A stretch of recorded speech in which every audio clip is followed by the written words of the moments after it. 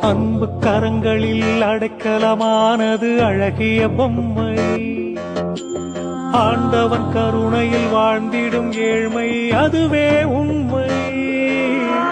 அன்பு கரங்களில் அடைக்கலமானது அழகிய பொம்மை. ஆண்டவன் கருணையில் வாழ்ந்திடும் ஏழ்மை அதுவே உண்மை.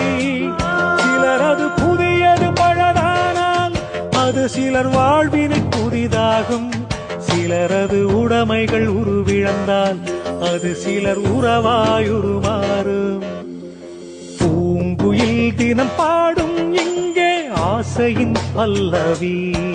இரு தோழிகள் கதைதானம்மா உங்கள் சிந்து பைரவி.